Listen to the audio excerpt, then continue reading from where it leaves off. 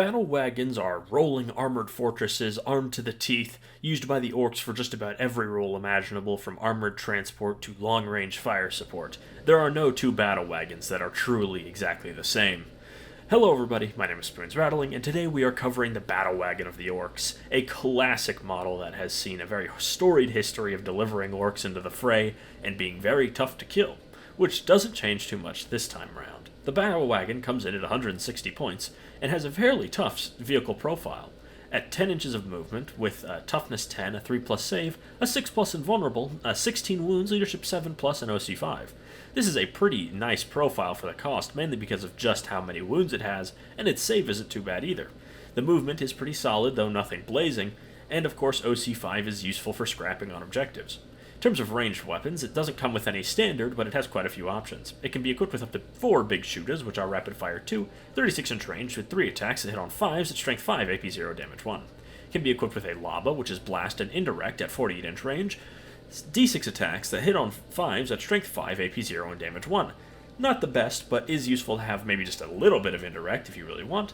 Then it can take a kill cannon, which is blast, at 24-inch range with D6 plus 1 attacks that hit on 5s at strength 9, AP 2, and damage 1. Fairly inaccurate, but solid marine killing firepower.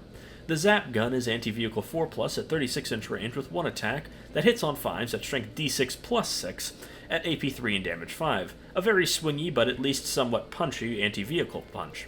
Then it can take a cannon as well, which is either frag or shell. Frag has blast at 36-inch range with D6 plus 3 attacks that hit on 5s at strength 5, AP 0, and damage 1, fine horde clearing. And the cannon has shell, which is 36-inch range, 1 attack that hits on 5s at strength 10, AP 2, and damage D6. A very solid ranged profile, though it is very inaccurate to pay for that. In terms of melee weapons, however, we start off with the Def Rolla, which is 6 attacks that hit on 3s at strength 9, AP 1, and damage 2. Exceptional melee for a transport. The Grab and Claw is an add-on that has extra attacks, with 2 attacks that hit on 3s at strength 8, AP 2, and damage 2. Even more good anti-infantry melee. The Tracks and Wheels are the standard weapons. They have 6 attacks that hit on 3s at strength 8, AP 0, and damage 1, which really isn't bad for a vehicle like this. It's quite good at squashing light infantry. And the Wrecking Ball has extra attacks, with 1 attack that hits on 4s at strength 10, AP 0, and damage D6. Very swingy, but when it does punch through a wound, they will feel it. In terms of abilities, it has Firing Deck 11, Deadly Demise D6. Ramshackle but Rugged is its main ability, and each time an attack targets this unit, worsen the AP of that attack by 1. You can equip it with an Ard Case, which adds 2 to the bearer's toughness characteristics, but removes its firing deck. And in terms of transport, it can transport 22 orc infantry. If it has a kill cannon, it can only transport 12. Mega Knobs and Jump Pack units take up 2 spots, and Gazgul takes up 15. And he can only embark if this model has no Ard Case cannon, kill cannon, or zap gun. So it really does have very flexible transport options, but you are sort of disincentivized to take the Ard Case, kill cannon, or zap gun, as they do limit what you can transport quite heavily. In terms of loadout, this model is standard equipped with track and tires. This model can be equipped with one of the following: 1 cannon, 1 kill cannon, or 1 zappa. This model can be equipped with 1 lobber, or it can be equipped, in addition, it can be equipped with up to 4 big shooters, which is very useful for clearing hordes. And its tracks and tires can be replaced with the Def Rolla, which I definitely would. Not only does it look very cool, its melee is very solid. And then it can be equipped with any of the following, which would be 1 Ard Case, 1 Grab and Claw, 1 Wrecking Ball. So you can take all the melee weapons, which would make it quite a melee threat for a tracked vehicle. In terms of buffs, a mech can offer extra health and more accurate guns, but overall there are much better choices for range damage vehicles, mainly Def Dreads or even something like a Morkanaut. This thing does want to be on the front lines, so a mech would struggle to keep up, but if a mech is nearby, healing this thing would be very useful, just because the battle wagon itself is very, very tough. So if there is a mech nearby, don't be afraid to give it a buff, as it can clear hordes very efficiently with its 4 big shooters. Next up, we have detachments, and in terms of the first detachment we're covering, it's of course Warhorde. This buffs melee damage across the board, and this thing delivers them to melee very well, and its own melee is very competent, and with the buffs, it's very solid at clearing infantry. It is probably the best target for Kareen, given its fast movement speed and its big Deadly Demise D6, so if this thing explodes, don't be afraid to drop a CP to rocket it into the enemy lines. It doesn't have too much use into Big Hunt, as you can use kill rigs or hunter rigs that have slightly more synergy with the detachment and the beast snaggers themselves. Cult of Speed generally does like to use a lot of bikers and such, which do have lower damage, and this thing could deliver a disembark and charge unit with the enhancement of your choice, though a truck may be slightly preferable given its 2 inches of extra speed, but do keep in mind that it will have a lot less durability. In terms of Dread Mob, this detachment uses its walkers a lot for melee, or for damage rather, and some fast-moving infantry would be useful, but in the same similar sense, you may want to use a truck as it can get things like boys to the front faster.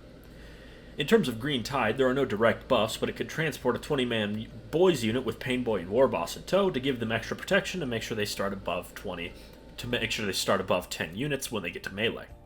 And in terms of Bully Boys, using these to deliver knobs and mega knobs is probably one of the strongest places to do it. Once you move them up turn 1, then disembark everybody, there will be 2 turns of advance and charge and extra melee, which would be very devastating, especially if you bring Gazgul in tow with those mega knobs, because that unit just does so much damage. I'd say, though, it's easily at its best in either Warhorde or Bully Boys, with an honorable mention to Green Tide. In terms of its competitors, there is the Trukk, which offers more speed but half the transport capacity, but it is a lot cheaper. The Trukk is still very tough, though it is much more susceptible to things like autocannons and melta-weapons, which could leave a big investment unit of, say, knobs, flat-footed, and force-to-foot slog. If you are relying on a big unit of knobs or mega knobs, I would use the battlewagon most times, just because it's a lot tougher. It's a lot less likely that it's just going to blow up before your units get to the front. And if you are running Gazgul and Mega Knobs, I would say that this thing isn't just a luxury, it's almost a necessity just because of the doubled speed that gives them and how important it is for Gazgul to get into melee and just to start ripping things to shreds, which is very important. The battlewagon is the premier transport of the orcs, and it does its job very, very well. It can transport huge amounts of orcs into the midboard, and with that huge transport capacity comes a lot of flexibility. Of course, it is very popular to load it with 3 Mega Knobs and Gazgul, which can then just rocket into the enemy army and do so much damage. However, I think there is a lot of value in just taking a 10-man unit of knobs with a war boss or similar, and a squad of boys in the other 10 slots. The main reason is the knobs can jump out, and then the boys can run off to go do objectives in the midboard, which is always very useful, given that boys are a little slow on their own. Do make sure, if you have a war boss, disembark him at the end of turn 1, so he gains his buffs for turn 2 when you call the Wa, as if he is in a transport he won't get his +4 attacks.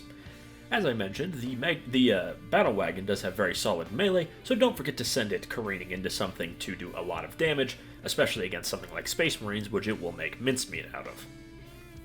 The battlewagon is simple, but it is very effective. As I already mentioned in the detachment section, I do believe that it's at its best in either Warhorde or Green Tide. Warhorde and Bully Boys with an honorable mention to Green Tide. Both of those make use of very big investment units of infantry, and having that extra protection for those units is very important. Really, the battlewagon is a great unit, and if you are using big investment, I would generally buy this as a luxury. Anyways, I've been Spoons Rattling. I hope you enjoyed this video. Make sure to like, comment, and subscribe, and I will see you all next time.